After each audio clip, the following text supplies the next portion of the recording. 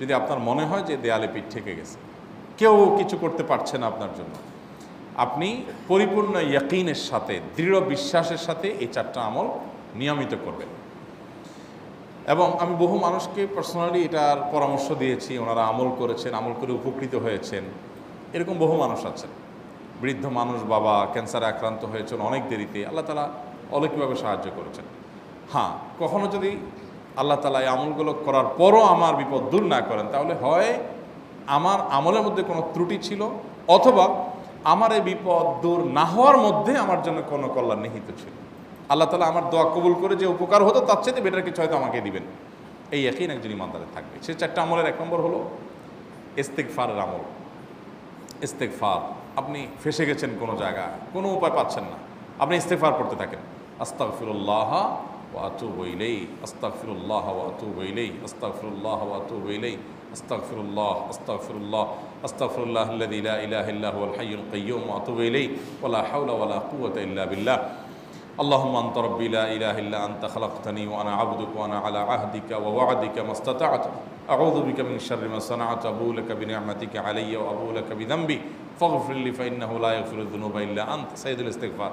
এভাবে যে কোনো ইস্তিগফার করতে থাকেন, আপনি বেশি বেশি করে আল্লাহর কাছে ইস্তিগফার, ক্ষমা প্রার্থনা করতে থাকেন, খুব বেশি। আপনার 2 ঠোঁটে অনবরত আপনি চাইতে থাকেন আল্লাহর কাছে ক্ষমা। এই ইস্তেগফার সম্পর্কে নবী করিম সাল্লাল্লাহু আলাইহি ওয়াসাল্লাম বলেছেন, মাল্লাজিমাল ইস্তেগফার, যে ব্যক্তি ইস্তেগফারকে আঁকড়ে ধরবে, আঁকড়ে ধরা মানে কি, এটা ছাড়বে না, সে পড়তেই থাকবে অনবরত। টয়লেটে যাওয়ার সময়টা, ঘুমের সময়টা, খাওয়ার সময়টা বাদে, অবসর নামাজের সময়টা বাদে, ওকে সারাক্ষণ সে ইস্তেগফার করবে। এরকম যদি কেউ করে, আল্লাহ রাব্বুল আলামিন জাআলাল্লাহু লাহু মিন কুল্লি হাম্মিন ফারাজা ওয়া মিন কুল্লি যিকিন মাখরাজা, সকল পেরেশানি থেকে, সকল টেনশন থেকে বের হওয়ার পথ আল্লাহ তাআলা অলৌকিকভাবে তার জন্য আবিষ্কার করে দিবেন। এবং আমি আমার জীবনে যেটা বলেছিলাম, বিস্তারিত বলতে চাই না, এরকম পরিস্থিতি আসছে যে চোখের সামনে কোনো আপাতত রক্ষার কোনো পথ আর খোলা নেই, এমন ভয়াবহ বিপদ। ইস্তেগফার করতে করতে এমনভাবে আল্লাহ তাআলা সাহায্য করেছেন যে এটা কল্পনা করলেও মনে হয় যে স্বপ্নের মতো। কিভাবে এখন এই লোক এই জায়গায় আসলো আমার সাহায্যের জন্য, এই লোক তো এটা আমি এই জায়গায় আসার কথা না, টিকুনি এসে হাজির হয়ে গেলেন এবং উপকারটা, আমার সমাধানটা হয়ে গেল সমস্যা। তো আলহামদুলিল্লাহ, বহুবার আমি পরীক্ষা করেছি, আর আমার পরীক্ষার 2 পয়সার দাম নাই। হাদিসে বলা আছে, গ্যারান্টি দেওয়া আছে, আমার পরীক্ষা করলেই কি না করলেই কি। তাহলে একটা আমল হলো কি, ইস্তেগফার। সব সময়ের জন্য এটা কন্টিনিউয়াস করবেন, আর এমনিও অবসর সময় ইস্তেগফার করবেন। আরবদের মধ্যে সৌন্দর্য আছে, তারা বিভিন্ন ডাক্তারের ওয়েটিং রুমে বা বিভিন্ন জায়গায় মানুষ যেখানে অপেক্ষা করে পাবলিক প্লেসগুলোতে লিখে রাখে ইস্তেগফার করুন, আপনার হাইওয়েগুলোর পাশে লেখা থাকে ইস্তেগফার করুন, এবং তারা আসলে একটু পরপর দেখা যায় ইস্তেগফার করে। ভালো মন্দ গুণ সবার মধ্যে আছে, তাদের এই ভালো গুণটা আছে, ইস্তেগফার বেশি বেশি করা। আমরা ইস্তেগফার সচরাচর এইভাবে অনবরত অবসর সময় করার অভ্যাস অনেকের মধ্যেই নাই। আমরা এটা চালু করবো ইনশাআল্লাহ। বিশেষ করে যখন কোনো সমস্যা হবে, তখন ইস্তেগফার চলতে থাকবে মুখে অনবরত। ধীরে ধীরে মহব্বতের সাথে নিজেকে, নিজের পাপ অপরাধগুলোর কথা স্মরণ করে আল্লাহর কাছে মাফ চাইতে থাকবো, পেরেশানি দূর হবে ইনশাআল্লাহ। 1 নাম্বার 2, দুরুদ। নবী করিম সাল্লাল্লাহু আলাইহি সাল্লামের প্রতি দুরুদ পাঠ করা, এটা যদি আপনি নিয়মিত করতে থাকেন মহব্বতের সাথে, আল্লাহুম্মা সাল্লি আলা মুহাম্মদ ওয়া আলা আলি মুহাম্মদ কামা সাল্লাইতা আলা ইব্রাহিম ওয়া আলা আলি ইব্রাহিম ইন্নাকা হামিদুম মাজিদ, আল্লাহুম্মা বারিক আলা মুহাম্মদ ওয়া আলা আলি মুহাম্মদ কামা বারাকতা আলা ইব্রাহিম ওয়া আলা আলি ইব্রাহিম ইন্নাকা হামিদুম মাজিদ। আপনি একবার ছোট দুরূদ যদি পড়েন, সাল্লাল্লাহু আলাইহি ওয়াসাল্লাম, সাল্লাল্লাহু আলাইহি ওয়াসাল্লাম, আল্লাহুম্মা সাল্লি আলা মুহাম্মদ ওয়া আলা আলি মুহাম্মদ, শুধু এইটুকু পড়েন। জাযাল্লাহু আন্না মুহাম্মাদাম মা হুয়া আহলু, শুধু এইটুকু পড়েন। আপনি এভাবে যেই কোনো দুরূদ নবী করিম সাল্লাল্লাহু আলাইহি ওয়াসাল্লামের প্রতি যদি পড়েন এবং পড়তে থাকেন অনবরত, ইস্তেগফারের পাশাপাশি দুরূদের ক্ষেত্রে নবী করিম সাল্লাল্লাহু আলাইহি ওয়াসাল্লাম বলেছেন যে এইটা তোমার জন্য যথেষ্ট হয়ে যাবে। তুমি যদি আল্লাহর কাছে আর কোনো দোয়া করতে না পারো, শুধু দুরূদটা পড়ো, তোমার সব পেয়ে যাবে, কিচ্ছু লাগবে না। এক সাহাবী বলছেন, রাসূলুল্লাহ, আমার দোয়ার মধ্যে দুরূদ কত পার্সেন্ট রাখবো? আমি তো আমার অনেক কিছু আল্লাহর কাছে চাইবো, দুরূদ মানে তো নবীজির জন্য দোয়া, মানে আমার জন্য তো আমি দোয়া করবো, আপনার জন্য দোয়া কত পার্সেন্ট করবো?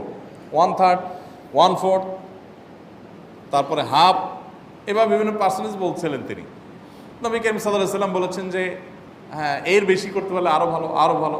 তো ভদ্রলোক এর বেশি, ওই সাহাবী রাদিয়াল্লাহু তাআলা আনহু, তিনি এর বেশি বাড়াতে একটা পর্যায়ে বলছেন যে আমি সব দোয়া আপনার জন্য করি।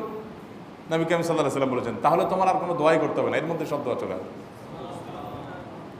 কারণ আপনি যদি বলেন আল্লাহ আপনার নবীর প্রতি আপনি রহমত নাজিল করেন, আপনার নবীর প্রতি আপনি শান্তি নাজিল করেন, আপনি যেটা দোয়া করেন, তো আল্লাহকে আল্লাহর নবীর প্রতি আপনি রহমত নাজিল করতে বললে আল্লাহ তাআলা আপনার প্রতি রহমত নাজিল করবেন কি করবেন না? আপনি কাউকে খুশি করতে চান, কার কাছ থেকে কিছু আদায় করতে চান, তার ছেলেটারে যদি হাদিয়া তোহফা দেন, আদর যত্ন করেন, তো বাই ডিফল্ট অটোমেটিকলি ওই লোকের সিম্পেথি আপনার দিকে আসবে কি আসবে না? চোখ বন্ধ করে আসবে।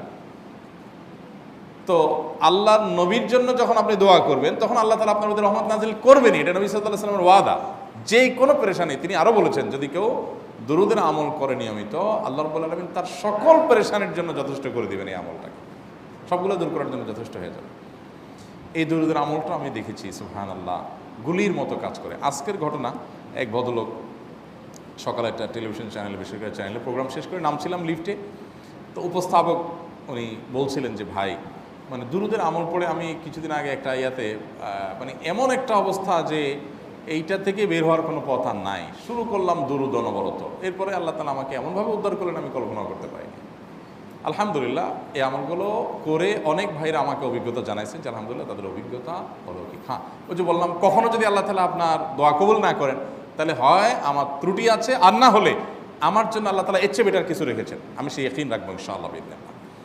আর এই দোয়াতে সমাধান হবেই হবে, সে বিশ্বাস থাকতে হবে।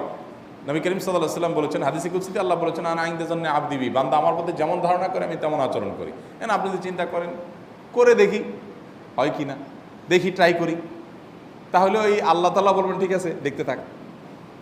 আপনি যদি ইয়াকিন করেন যে না নবী করিম সাল্লাল্লাহু আলাইহি ওয়াসাল্লাম যে বলেছেন অতএব সেটা হবেই, আর আল্লাহ রাব্বুল আলামিনের কাছে আমি ওইভাবেই চাবো যে আল্লাহ দিবেনই, আমি নিয়েই ছাড়বো, ইনশাআল্লাহ গুলি মিস হতে পারে, আপনার দোয়া মিস হবে না। ওই ইয়াকিন, ওই ঈমান আমার মধ্যে আনতে হবে, চেষ্টা করবো তো ইনশাআল্লাহ। তাহলে দুইটা আমল হলো, ইস্তেগফার আর দুরূদ। 3 নম্বর আরেকটা আমল হলো দোয়া ইউনুস। দোয়া ইউনুস, লা ইলাহা ইল্লা আন্ত সুবহানাক ইন্নী কুনতু মিনাজ জালিমিন। বেশি বেশি পড়তে থাকবেন, যখন বিপদে পড়বেন ইস্তেগফার আর দুরূদ পড়বেন সবচেয়ে বেশি, আর মাঝে মধ্যে দোয়া ইউনুস, লা ইলাহা ইল্লা আন্ত সুবহানাকা ইন্নী কুনতু মিনাজ জালিমিন।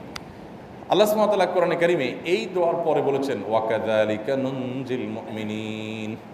এই দোয়া পাঠ করার মাধ্যমে ইউনুস আলাইহিস সালামকে পৃথিবীর ইতিহাসের সবচেয়ে অলৌকিক ঘটনা, সকল সায়েন্স, সকল আপনার বিজ্ঞানের তত্ত্ব সবগুলোকে আপনার সবগুলোর বিপরীতে বা সবগুলোকে আপনার ভুল প্রমাণ করে দিয়ে ওই জায়গাটার জন্য আল্লাহ তাআলা ইউনুস আলাইহিসকে মাছের পেটে ঢোকার পর সেখান থেকে আবার জীবিত রেখে বের করেছেন। অক্সিজেন অভাবে সেখানে এমনি মারা যাওয়ার কথা, আরও নানা কারণে মারা যাওয়ার কথা, তাই না?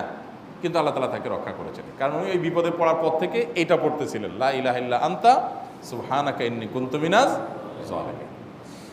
তো আল্লাহ তাআলা কোরআনে বলেছেন এটা ইউনুস, তার নবী ইউনুস আলাইহিস সালামকে আল্লাহ তাআলা এর মাধ্যমে রক্ষা করেছেন, সেটা তার জন্য খাস না, এটা তার জন্য স্পেশাল না, বরং আল্লাহ বলেছেন ওয়াকাযালিকা নুনজিল মুমিনিন, এটা দিয়ে আমি তাকে রক্ষা করেছি, একইভাবে ঈমানদারদেরকেও এইটার মাধ্যমে রক্ষা করব।